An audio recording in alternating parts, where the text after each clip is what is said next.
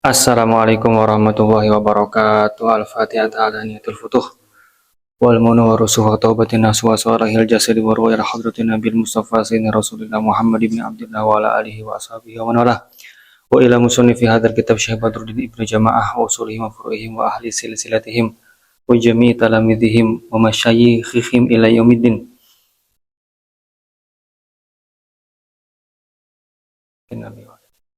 Al-Fatihah. A'udzu billahi minasyaitonir rajim.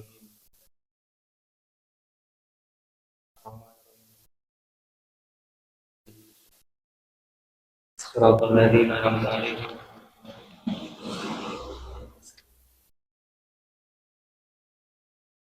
Asadisu adapun yang keenam. Difokusakan, fokus wis.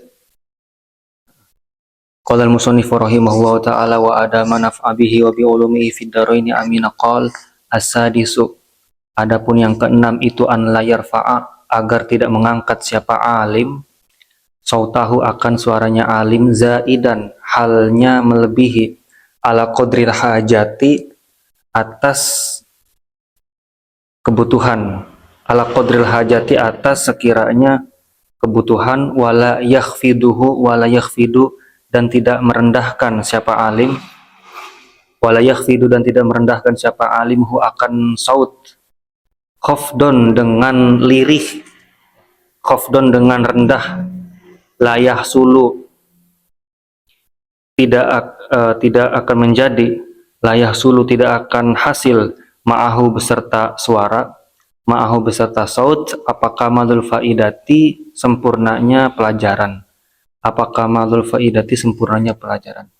warawa dan telah meriwayatkan siapa al-khatibu Imam Khatib ya Imam Khatib fil jami'i dalam kitab al-jami' anin nabi dari Nabi Muhammad SAW. Jadi Khatib di sini itu Khatib al-Baghdadi ya yang nama aslinya itu Ahmad bin Ali al-Baghdadi, pengarang kitab Al-Jami' li akhlaqir rawi wa adabis sami'. Berbeda dengan Al-Khatib Muhammad bin Ahmad Asy-Syirbini, itu juga sama. Bedanya apa? Bedanya kalau Al-Khatib Al-Baghdadi ini beliau pakar hadis terkenalnya, sedangkan Al-Khatib Asy-Syirbini itu pakar fikih.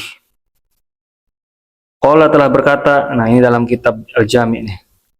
Siapa Kanjeng Nabi? Qala telah bersabda siapa Kanjeng Nabi, innallaha sesungguhnya Allah yuhibbu mencintai siapa Allah as-sauta akan suara al-khafidho yang lirih, yang rendah.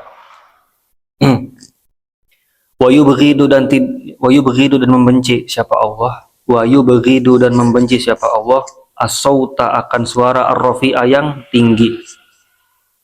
Qala telah berkata siapa Abu Utsman Muhammad bin Syafi'i, Muhammad bin Syafi'i.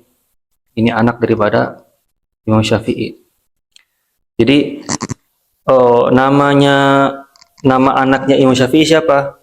Yang masyhur nama anaknya Imam Syafi'i itu namanya Muhammad. Abu Utsman ini julukannya ya, Abu Utsman Muhammad bin Syafi'i.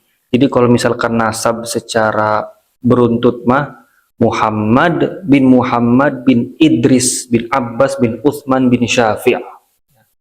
Nama Imam Syafi'i sendiri nama aslinya Muhammad bin Idris, nama anaknya namanya Muhammad juga, tapi Muhammad bapaknya Muhammad juga. Jadi yang namanya Muhammad bin Muhammad itu bukan hanya Imam Ghazali, tapi Imam Syafi'i juga sama. Anaknya yang terkenal dengan laqab Abu Utsman Muhammad bin Syafi'i.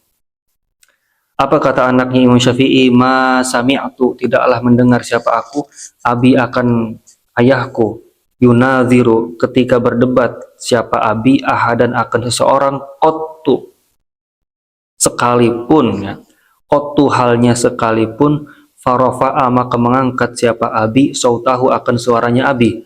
Qala telah berkata siapa al-Baihaqi, Imam Baihaqi, pakar hadis. Aroda menghendaki siapa Imam Syafi'i,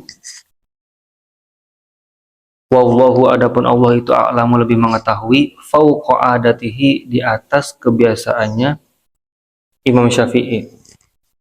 Nanti dijelasin nih maksudnya gimana. Fal aula adapun yang lebih utama itu an la yujawiza agar tidak melebihi apa sautuhu suaranya alim majlisahu akan majelisnya alim wala yuqasiru dan tidak mengurangi siapa alim an sama'il hadirina dari pendengaran orang-orang yang hadir wa in hadara dan jika hadir fihim pada majelis apa sakilus samai siapa sakilus samai orang yang susah mendengar fala ba'sa maka tidak apa-apa bi uluwi sautihi dengan meninggikan suaranya alim bi qadri ma sehingga apa-apa yasma'u yang mendengar siapa sakilus sama ya. Yasma'u yang mendengar siapa sakilus samai yang susah dengar hu akan suara faqad ruya maka sungguh telah diriwayatkan itu fi fadilati dzalika pada keutamaan itu hadisun adapun sebuah hadis wala yasradu dan tidak menyampaikan tidak menyampaikan wala yasradu dan tidak menyampaikan siapa alim al kalama akan suatu ucapan sardan dengan suatu penyampaian bal akan tetapi yurotilu perlahan siapa alimhu akan kalam wa yurotibu dan teratur siapa alimhu akan kalam wa yatamahhalu dan pelan-pelan siapa alim fihi pada kalam liyufakkiru agar berfikir fihi pada kalam siapa huwa alim siapa huwa dia alim wasami'uhu dan orang yang mendengar alim wasami'uhu dan orang yang mendengar alim wa qad ruwiya dan sungguh telah diriwayatkan anna kalama Rasulillahi sesungguhnya ucapan Nabi Muhammad karena itu ada faslan itu terperinci yafhamu yang memahami hu akan kalam siapa man seseorang sami'a yang mendengar siapa man hu akan kalam wa annahu dan sesungguhnya kanjeng Nabi karena ada siapa kanjeng Nabi idza apabila takallama berbicara siapa kanjeng Nabi bi kalimatin dengan satu kalimat aada maka mengulang siapa kanjeng Nabi akan kalimat salasan dengan 3 litufhama agar dipahami apa kalimat anhu dari litufhama agar dipahami apa kalimat anhu dari kalam wa idza dan apabila faragha telah selesai siapa alim min mas'alatin dari suatu permasalahan au faslin atau suatu pasal sakata maka diam siapa alim qalilan halnya sebentar hatta yatakallama sehingga berbicara siapa alim man akan seseorang fi nafsihi pada dirinya alim kalamun adapun suatu ucapan hatta sehingga yatakallama hatta sehingga yatakallama berbicara man akan seseorang fi nafsihi pada dirinya man apa kalamun suatu ucapan alaihi kepada man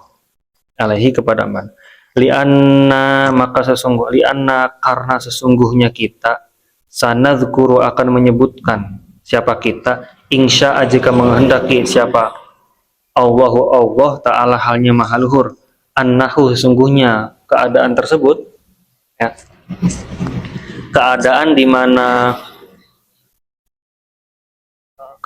di mana ada seorang murid kepada gurunya ini penjelasannya ada di depan sih annahu sesungguhnya keadaan itu layuk ta'u tidak terputus alal alimi atas seorang yang alim apa kalamuhu ucapannya alim fa idza maka apabila lam yaskut tidak diam. Fa'idha maka apabila lam yaskut tidak diam hadhihi saktata akan ini diam, rubama bisa jadi fatat telah lewat apa al-faidatu pelajaran. Apa al-faidatu pelajaran. Jadi kita sekarang memasuki adab yang keenam. Adab yang keenam ini adab seorang alim, seorang guru untuk dirinya sendiri. Bukan, untuk pelajarannya, maaf. Ini kita sudah masuk adab guru untuk pelajarannya. Jadi gimana sih ketika guru yang hendak mengajar atau guru yang sedang dalam pengajaran itu adabnya kayak gimana? Nah ini kita udah masuk yang keenam. Apa yang keenam? Itu an la yarfa'a sautahu zaidan ala qadril hajah wa la yakhfiduhu khafdun la yahsulu ma'ahu kamalul faidah.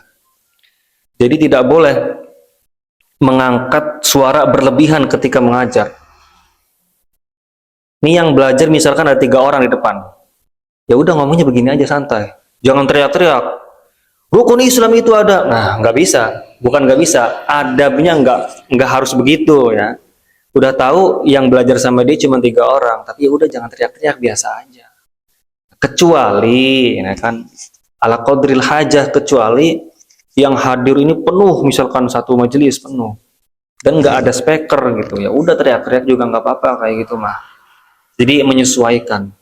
Makanya di sini kalimatnya ala qadril hajah.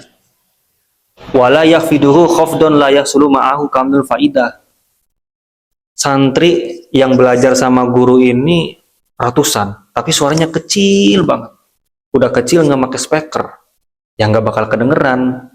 Makanya ntar layah sulu ma'ahu kamalul faidah. Jadi yang di belakang nanti nggak dapat ilmu kalau kayak gitu, karena nggak denger suara gurunya, nggak kedengeran. Ngaruh juga, makanya harus seimbang. Rawal Khatibu fil Jami'. Nah, yang dikatakan Imam Al-Khatib Al-Baghdadi, beliau menulis hadis. Nah, dalam kitab beliau Al-Jami' li akhlaqir rawi wa adabis sami'. Beliau katakan, Nabi Muhammad bersabda, innallaha yuhibbu sautal khafid wa yubghidu sautar rafi'. Nah, Kanjeng Nabi katakan Allah itu mencintai suara yang lirih. Artinya suaranya enggak menggebu-gebu, enggak ngegas gitu, enggak. Wa yubghidu sautar rafi', dan Nabi Muhammad katakan Allah itu membenci atau kurang suka dengan suara yang tinggi-tinggi. Ini masalah begini, hadis begini tidak bisa dimaknai secara umum ya, secara tekstual nggak bisa. Jadi Nabi Muhammad katakan Allah itu mencintai suara yang lirih, nggak keras-keras suaranya, dan membenci suara yang tinggi. Ini nanti maksudnya banyak banget ya. Maksudnya banyak banget. Qala telah berkata Abu Utsman Muhammad bin Syafi'i. Nah, ini yang bilang bapaknya anaknya Imam Syafi'i. Apa kata anaknya Imam Syafi'i? Ma sami'tu abi yunaziru ahadan qattu farafa'a sautahu. Jadi Abu Utsman Muhammad sebagai anaknya Imam Syafi'i itu belum pernah mendengar Imam Syafi'i ketika berdebat dengan orang lain itu dengan suara yang tinggi. Biasa aja gitu. Padahal ini posisinya debat ya. Kadang kita aja kalau lagi menjelaskan suatu ilmu gitu, itu menggebu-gebu, wah dahsyat luar biasa. Ya bukannya salah, bukan. Tapi kalau berlebihan juga kurang baik gitu. Nah, tapi Imam Syafi'i dalam berdebat pun beliau tidak pernah menggebu-gebu, mengangkat suaranya gitu. Qala al-Baihaqi arada wallahu a'lam fauqa adatihi. Nah, kata Imam Baihaqi, bukan berarti Imam Syafi'i tidak pernah mengangkat suaranya, tapi pernah gitu. Pernah. Bukan berarti dengan ucapannya anaknya Imam Syafi'i nggak pernah ngangkat suaranya. Walaupun dalam munazarah, debat segala macam. Tapi ya kata Imam Baihaqi, bukan berarti tidak pernah. Artinya apa? Artinya pernah Imam Syafi'i mengangkat suaranya. Walaupun ada hadis Kanjeng Nabi yang mengatakan Allah itu membenci suara yang tinggi, tapi itu nanti Maksudnya adalah menyesuaikan aja ya, menyesuaikan. Apalagi ini masuknya etika ketika mengajar ya. Ketika mengajar ya kalau santrinya ada 3 orang ya udah jangan keras-keras suaranya. Kecuali kalau santrinya ada 1.000 ya nggak apa-apa keras-keras. Apalagi nggak ada speaker kan, gitu. Fal aula an la yujawiza sautuhu majlisahu wa la yuqassirahu an sama'il hadirin. Nah, yang bagus gimana? Yang bagus itu suaranya itu tidak melampaui batas, yang itu yang tadi saya katakan. Ini sama ini maknanya. Kalau emang yang belajar sama itu guru cuma 2 orang ya udah sewajarnya ngobrol aja. Tapi kalau yang hadir 100, 200, nah itu nggak apa-apa, angkat suaranya nggak apa-apa. Fa in hadara fihim sakilu sam'i fala ba'sa bi uluwi sautih bi qadri ma yasma'u. Kalau ada orang yang budak, misalkan yang hadir nih 5 orang, 2 orang nih kupingnya udah gangguan, udah budak, nah itu nggak apa-apa, bi uluwi sautih nggak apa-apa, dengan suara yang tinggi nggak apa-apa. Fa qad ruwiya fi fadilati dzalik hadis. Banyak riwayat atau hadis yang menjelaskan tentang kapan suara diangkat, kapan suara diperbesarkan, kapan suara diangkat suaranya, kapan suara dilirihkan suaranya ketika mengajar. Wala yasradul kalama sardan bal yurattiluhu wa yurattibuhu wa yatamahhalu fihi liyufakkira fihi huwa wasami'uhu.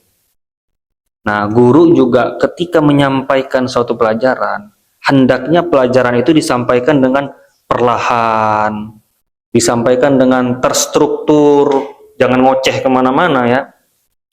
Terus juga pelan-pelan.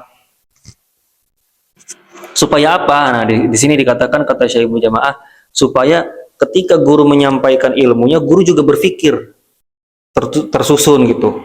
Jadi kemungkinan salah dalam menyampaikan itu sedikit. Jadi bukan hanya muridnya doang yang nanti memahami gitu, tapi guru juga ketika dia menyampaikan dia paham. Jadi jangan buru-buru, santainya santai gitu. Tujuannya, kata Syekh Ibnu Jamaah, kenapa harus disampaikan dengan pelan-pelan, terstruktur? Tujuannya agar liufakkiro, agar si alim ini, si guru ini yang menyampaikan juga paham gitu apa yang dia sampaikan. Karena ada orang ya, ada guru dia menyampaikan pelajaran saking dia udah bisanya atau mungkin sok bisa, itu cepet banget ngejelasin, cepet banget, saking cepetnya itu dia nggak paham gitu tadi bahas apa ya gitu. Nah itu kan kurang baik gitu. Wa qad ruwiya anna kalama Rasulillahi kana faslan yafhamuhu man sami'ah. Nah, diriwayatkan bahwa Kanjeng Nabi itu kalau menyampaikan sesuatu terperinci. Terperincinya itu sehingga membuat siapapun yang mendengarnya itu langsung paham. Itu Kanjeng Nabi. Wa annahu kana idza takallama bi kalimatin a'adaha salasan litufhama anhu. Terkadang beliau juga mengulangi kalimat. Mengulangi kalimat yang sekiranya dibutuhkan gitu. Misalkan ketika menjelaskan Allah itu ada tanpa tempat. Allah itu ada tanpa tempat. Beliau ulangi lagi, Allah itu ada tanpa tempat. Makanya oleh karena itu, Allah itu ada tanpa tempat. Karena tidak bisa disamakan dengan makhluk. Misalkan dalam penjelasan itu, pengulangan kata itu terulang. Mungkin itu yang poin pentingnya gitu. Terkadang emang harus diulang. Kata-kata yang poin-poinnya itu harus diulang. Dan Rasulullah ketika menyampaikan sesuatu yang terperinci, terkadang diulangi 3 kali. Tujuannya apa? Tujuannya agar yang mendengarkan itu paham. Wa idza faragha min mas'alatin aw faslin sakata qalilan hatta yatakallama man fi nafsihi kalamun alaihi. Nah, seorang guru juga ketika pelajaran selesai, misalkan masuk ke fasal berikutnya, atau ketika menjelaskan suatu masalah dan masalahnya selesai, nah itu siogianya guru itu berhenti dulu. Tunggu sampai nanti ada yang mau nanya enggak nih? Takutnya nanti ada murid yang mau nanya kan. Jadi diam dulu setelah fasal selesai, setelah masalah selesai itu diam dulu. Takutnya ada yang nanya yang belum paham gitu. Namun masalah seperti ini disesuaikan di majelisnya aja. Jadi kita nggak bisa berpatokan nih setiap majelis adabnya seperti ini, nggak bisa. Karena setiap majelis etikanya atau adabnya itu menyesuaikan kebiasaan. Menyesuaikan kebiasaan. Satu contoh, ketika kita ngaji di Betawi. Ketika kita ngaji di Betawi, 1 atau 2 meter kita mau salaman ke kiai, kalau kita ngesot, itu dikira aneh. Bahkan kiainya langsung bilang, ngapain lu tong ngesot, ini sini. Ya kan? Karena emang nggak sesuai kebiasaannya. Berbeda balik ketika kita di Jawa. Di Jawa, kita main nyelonong salaman sama kiai 1 meter 2 meter nggak ngesot, kita langsung diklaim wah nggak punya adab nih orang, ya kan? Itu berarti menandakan bahwa adat itu menyesuaikan kebiasaan. Jadi patokan yang ada dalam kitab ini yaitu majelis-majelis yang kebanyakan yang ada di zamannya Syekh Ibnu Jamaah. Kalau kita terapkan rata di semua majelis di Indonesia sekarang ya nggak bisa. Beda-beda nanti konsepnya, ya. Jadi pada benang merahnya mah bagaimana ilmu itu bisa disampaikan dengan sempurna gitu. Itu pada benang merahnya mah. Li anna sanadhkuru insyaallah taala annahu la yuqta 'alal alim kalamuh fa idza lam yaskut hadhihi saktah rubbama fatatil faidah.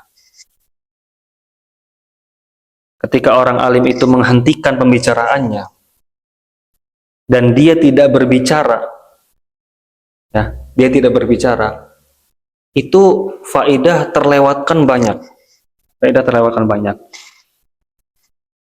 Artinya nanti kata Syekh Ibnu Jamaah ada pembahasan di mana kapan berhentinya, berhenti waktunya berapa menit berhenti setelah pelajaran selesai itu.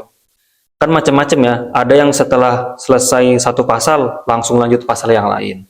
Ada yang guru itu saat selesai satu pasal dia berhenti dulu, dia nanyain muridnya satu-satu, paham nggak.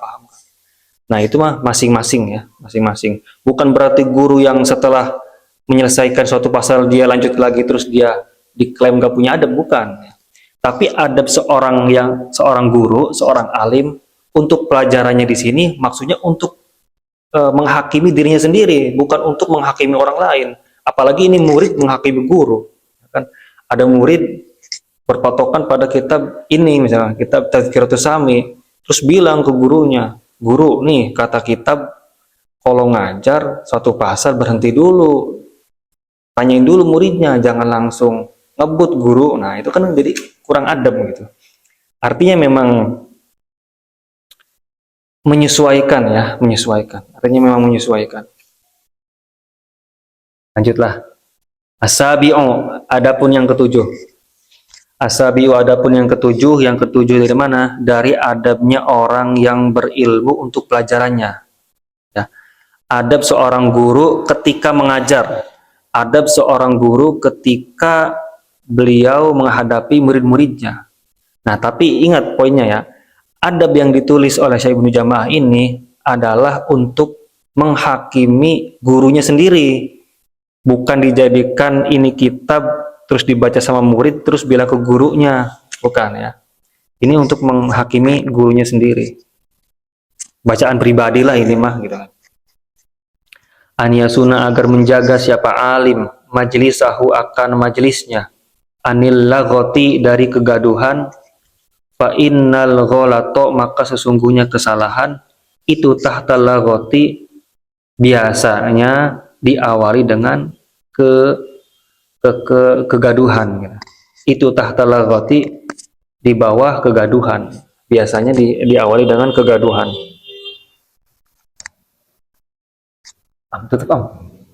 Tutup di sini. Wa an raf'il aswati dan dari mengangkat suara, wa ikhtilafi jihatil bahsi dan dari wa ikhtilafi jihatil bahsi, dan keluar daripada pembahasan, wa ikhtilafi jihatil bahsi, dan berbeda arah pembahasan, artinya keluar dari pembahasan. Qala telah berkata siapa Ar-Rabi, Rabi ini adalah murid seniornya Imam Syafi'i, Rabi bin Sulaiman Al-Muradi. Apa kata Imam Rabi? Karena ada siapa Asy-Syafi'i, Imam Syafi'i, idza apabila nazara berdebat, nazara berdebat siapa Imam Syafi'i, hu akan man, insanun adapun manusia, insan manusia, itu fi mas'alatin dalam suatu masalah, faghada maka beralih siapa insan, ila ghairiha kepada selainnya masalah, yaqulu maka berkata siapa Imam Syafi'i, nafraghu menyelesaikan siapa kita, min hadhil mas'alati dari ini masalah, tumma kemudian nasiru menjadikan atau menyelesaikan siapa kita, ilama pada apa-apa, turidu yang menginginkan siapa engkau, wayatalattafu dan bersikap lemah lembut siapa alim, bidaf'i dzalika dalam menolak lagot ya kegaduhan, fimabadihi pada awal-awal kegaduhan, qoblanti syarihi sebelum menyebarnya kegaduhan, wasawranin nufusi dan memuncaknya emosi,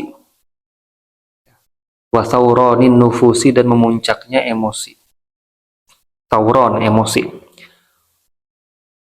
wa yudzakiru dan mengingatkan siapa alim, al-hadirina akan orang-orang yang hadir, bima dengan apa-apa, ja'a yang telah datang, apa ma fi karahiyatil mumarati dalam perkara fi karahiyatil mumarati pada larangan untuk berselisih, fi karahiyatil mumarati pada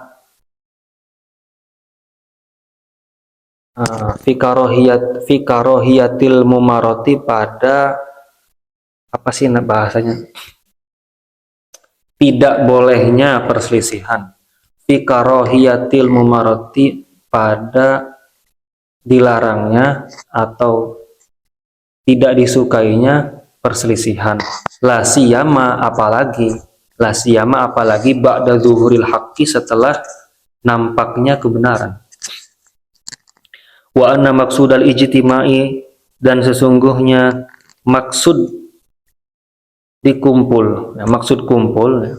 Wa anna maksudal ijtimai dan sesungguhnya maksud adanya kumpulan, itu zuhurul haqqi, itu zuhurul haqqi nampaknya kebenaran, wa sofaul qulubi dan bersihnya hati, wa tolabul faidati dan mengambil pelajaran, wa annahu dan sesungguhnya alim itu layaliku tidak layak, bi ahlil ilmi dengan ahli ilmu, ta'ati melakukan apa al munafasatu persaingan, wasyahna'u dan pertikaian, li annaha karena sesungguhnya munafasah, ya, pertikaian bersaing, itu sababul adawati sebab timbulnya kebencian, itu sababul adawati sebab kebencian, wal baghdai dan permusuhan, wal baghdai dan permusuhan, bal akan tetapi wajib ayakuna agar ada apa al-ijtima'u perkumpulan, wa maksuduhu dan maksudnya perkumpulan, itu kholison karena itu kholison murni lillahi karena Allah, itu kholison murni lillahi karena Allah ta'ala halnya maha luhur, liyuthmiro agar membuahkan, liyuthmiro agar membuahkan apa ikhlas, apa perkumpulannya, liyuthmiro agar membuahkan apa al-ijtima al-faidata akan suatu pelajaran di dunia wasa'adata dan akan kebahagiaan fil akhirati dalam akhirat, wa yatadzakkaru dan mengingatkan apa qauluhu firman Allah, liyuhiqqal haqqa wa yubtilal batila walau karihal mujrimun. Liyuhiqqa agar membenarkan siapa Allah al-haqqa akan kebenaran, wa yubtilu dan membatilkan siapa Allah akan kebatilan, al-batila akan kebatilan, walaupun kariha tidak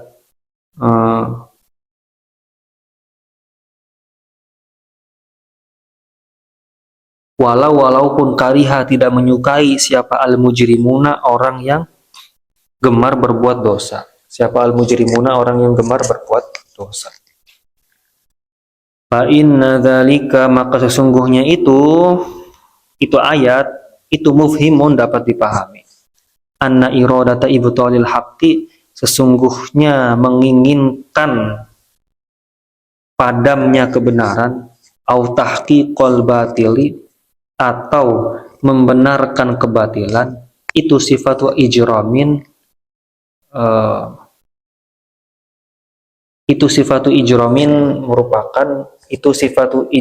sifat kejahatan. Falyahdhar maka berhati-hatilah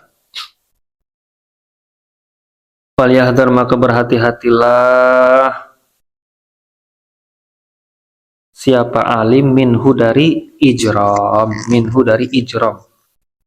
kejahatan. Nah, adab yang ketujuh dari adabnya seorang guru untuk pelajarannya sendiri, untuk kelasnya sendiri. An yasuna majlisahu anil laghati fa innal ghalat tahtal laghati wa an raf'il aswati wa ikhtilafi jihadil bahth. Jadi guru ketika mengajar itu siogianya dia itu harus menjaga majelisnya daripada kegaduhan.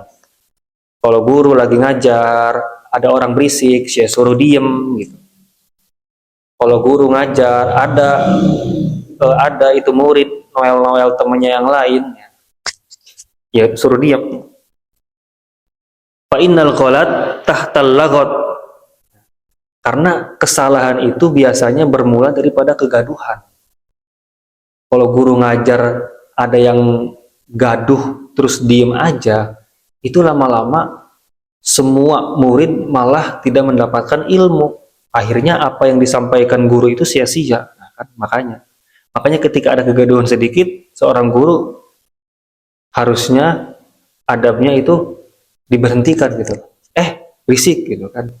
Atau disuruh diri gitu, biasanya kan begitu kan, masing-masing itu malah ya. Wa an raf'il aswat. Nah, biasanya ada nih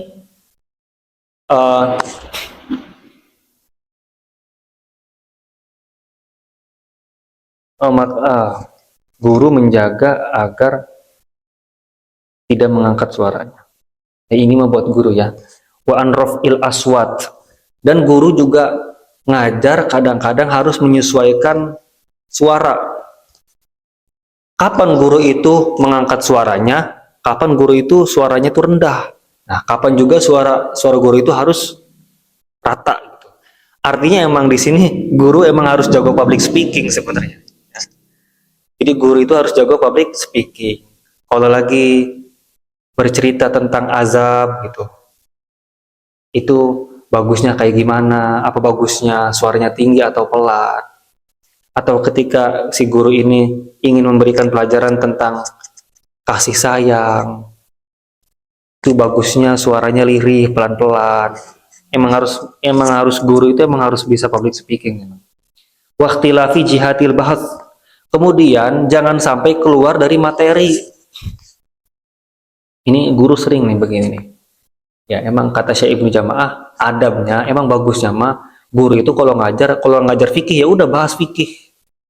Jangan tiba-tiba nyelonong ke arah yang lain gitu. Nah, kemudian gimana yang terjadi di Indonesia? Guru itu ngajar fikih tapi dia kadang-kadang bahas nahwunya. Nah, itu beda lagi konsepnya, ya beda lagi. Kembali lagi menyesuaikan kebutuhan. Di Indonesia kan banyak yang nggak ngerti nahwu, makanya ketika ngaji fikih nahwunya dibahas lagi gitu kan. Kembali lagi ke situ. Qala Rabi' Al-Imam Rabi' bin Sulaiman Al-Muradi, ini murid seniornya Imam Syafi'i. Karena Syafi'i idza nazarahu insan fi mas'alah faqada ila ghairiha yaqul nafraq min hadhihi al-mas'alah thumma nasir ila ma turid. Ketika Imam Syafi'i berbicara atau berdialog dengan seseorang tentang suatu masalah, misalkan masalah zakat misalkan, tiba-tiba orang ini berbicara atau menanyakan masalah sholat. Nah, maka Imam Syafi'i katakan nafraq min hadhil masalah thumma nasiru ila ma turid.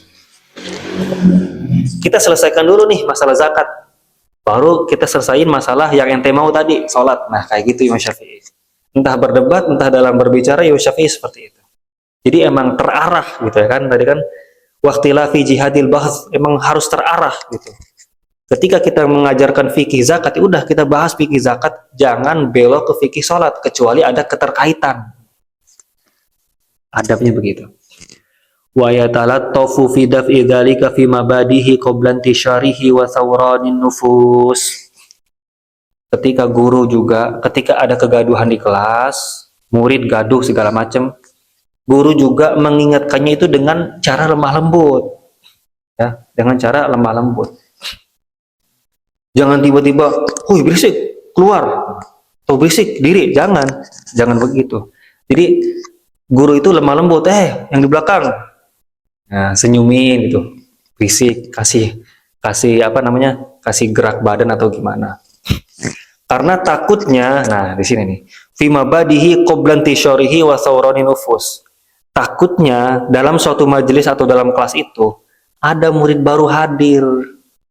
Ketika murid baru ini ternyata membuat kegaduhan, gurunya langsung emosi, ya kan, langsung naik daun atau tegas gitu. Ya, dia mentalnya langsung kena dong. Murid baru langsung kenal. Udah mah baru belajar, tiba-tiba diteriakin sama guru, belum saling kenal nih.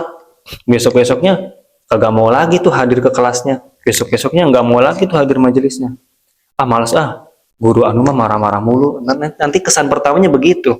Ya, nanti kesan pertamanya begitu. Jadi ketika ngajar, kita mengingatkan murid-murid yang gaduh itu ya pertama-pertama itu ya pelan-pelan dulu. Setelah itu barulah kita pakai cara yang tegas, pakai nada suara yang tinggi, nggak apa-apa. Takutnya di situ ada murid yang baru yang belum kenal gurunya, dia baru hadir, gara-gara melihat gurunya langsung marah-marah, besok-besoknya dia nggak mau hadir lagi. Wa yudzakkirul hadirin bima jaa'a fi karahiyatil mumarati la siyama ba'da zuhuril haq. Kemudian setelah adanya kegaduhan, seorang guru juga seharusnya mengingatkan hadirin yang hadir. Mengingatkan gimana? Mengingatkan bahwa gaduh saat pelajaran itu nggak boleh loh. Gaduh saat pelajaran itu bisa mengganggu yang lain. Kasih tahu bahwa pentingnya mendengarkan ilmu walaupun ngantuk.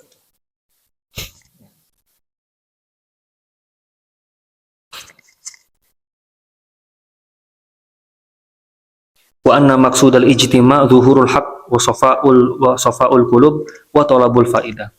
Karena tujuan adanya majelis ilmu, tujuan guru kumpul sama murid-muridnya itu tidak lepas dari 3, kata Syekh Ibnu Jamaah. Pertama, untuk memberitahu kebenaran, ilmu kan, ilmu begini. Kedua, untuk menjernihkan hati, tujuannya tuh. Nah, yang terakhir nih, yang umum, untuk mendapatkan ilmu, talabul faidah. Nah, 3 tujuan ini itu harus ada di majelis, di suatu pembelajaran atau kelas. Ketika ada orang yang mengganggu atau merusak tiga tujuan ini, maka diingatkan, maka harus diingatkan. Wa annahu la yaliqu bi ahli ilmi ta'atil munafasah wasyahna li'annahu sababul adawah wal baghdha. Nah, tidak layak, ya, tidak patut bagi seorang guru itu dia itu melakukan persaingan atau pertikaian. Biasanya ada kan guru sama guru, majelis antar majelis. Oh, jangan ngajar ke kiai anu, jangan ngajar ke guru anu. Nah, itu nggak boleh, ya, kayak gitu nggak boleh. Karena sebab adanya pertikaian atau perselisihan antar guru seperti itu, atau bisa jadi guru dengan murid gitu, itu nanti akan menyebabkan adanya hati yang kotor, akan menyebabkan adanya permusuhan, akan menyebabkan adanya kebencian. Nanti kalau si guru udah ada rasa benci, ilmu yang dikeluarkan tidak manfaat. Nanti kalau murid di hatinya ada rasa benci, nanti ilmu yang diterima juga tidak manfaat. Atau antar guru saling benci, saling narik murid, ya kan? Walaupun itu nggak terucap dalam lisan, tetap aja itu di hatinya nanti ada adawah, ada kebencian, ada permusuhan. Itu yang akan disampaikan dari si guru itu, ilmunya tidak manfaat walaupun dipahami oleh santrinya. Nah, bal akan tetapi yajibu ayakuna al-ijtima wa maksuduhu kholison lillahi ta'ala liyuthmirul faidah fid dunya wa sa'adah fil akhirah. Nah, tapi paling utamanya tujuan, ya, paling utamanya pembelajaran ketika guru sama murid kumpul mengajarkan suatu keilmuan, tiga tadi untuk menyampaikan atau menjelaskan kebenaran, untuk menjernihkan hati, dan untuk mendapatkan pelajaran. Tiga ini nggak ada apa-apanya kalau dibandingkan dengan ikhlas. Penting nih ikhlas. Jadi tujuannya kumpul, benang merah dari 3 poin tadi itu adalah ikhlas. Bagaimana guru itu harus ikhlas dalam menyampaikan keilmuan. Karena kalau udah ikhlas, liyuthmirul faidah fid dunya, maka dia akan mendapatkan buahnya di dunia. Begitu juga wasa'ada fil akhirah, dan di akhirat. Penting ikhlas itu. Ikhlas itu, kalau kata Habib Ali Al-Jufri itu, kami pernah mendengar yang diterjemahkan oleh Habib Jindan. Ikhlas itu poinnya itu seperti nilai 1. Nilai 1. Ketika kita nambah ibadah puasa, namanya nambah 1. Ketika kita menambah ibadah sholat tahajud, nolnya nambah 1 jadi 100. Jadi tanpa nomor 1 ini, tanpa ikhlas ini, semua ibadah yang kita lakukan nggak ada maknanya, nggak ada artinya. Begitu pentingnya ikhlas seperti itu. Seperti nomor 1 dalam suatu angka yang kosong. Jadi puasa nilainya 0. Terus sholat tahajud nilainya 0. Sedekah nilainya 0. Itu kosongnya 3 tuh. Tapi kalau ibadah puasa, sedekah, sholat, itu nilai, itu ikhlas, itu ada nomor 1 di depan 00-nya, jadi totalnya 1000. Terus seperti itu. 1 0 0 0 sana. Nilainya itu seperti angka yang bernilai. Jadi nilai istimewa ikhlas itu. Nah, firman Allah, liyuhiqqal haqqa wa yubtilal batil walau karihal mujrim. Kebenaran itu akan ditampakkan sama Allah. Begitu juga dengan kebatilan. Ya, walaupun orang-orang yang berdosa itu akan membencinya. Makanya saya sering katakan, jangan takut mencari ilmu. Ya. Ketika mencari ilmu tidak betah, ya emang itu setan. Setan itu emang begitu. Ketika kita menyampaikan ilmu ternyata banyak yang menghina, yang emang itu setan gitu. Emang begitu adanya. Ketika kebenaran disampaikan atau kita berjalan di atas jalan kebenaran, setan tidak akan diam, tidak akan diam. Walaupun kita memiliki niat ikhlas dalam mengajar atau dalam memberikan sesuatu, ada aja orang yang nggak suka mah. Ya udah yang kayak gitu mah udah biarin, singkirin itu kayak gitu, singkirin. Karena itu setan. Setan tidak akan diam ketika kita umatnya Kanjeng Nabi itu dalam jalan kebenaran. Fa inna dzalika mufhim anna iradata ibtalil haq atau tahqiqal batil sifatu ijram. Ya, kemudian dapat dipahami dalam firman Allah itu, firman Allah yang menyatakan Allah akan membenarkan orang yang benar, menyalahkan orang yang salah. Dan seperti itulah yang terjadi walaupun setan itu tidak menyukainya. Hal demikian itu dapat dipahami bahwasanya ketika ada orang yang menginginkan yang benar jadi salah dan salah jadi benar, itu merupakan sifatu ijram, ya, merupakan sifat kejahatan. Maka hendaknya falyahzar minhu, maka hendaknya orang yang berilmu, seorang guru itu hati-hati dengan hal-hal yang seperti itu. Pasti ada aja ujiannya gitu, rintangannya pasti ada aja. Wallahu a'lam bishawab.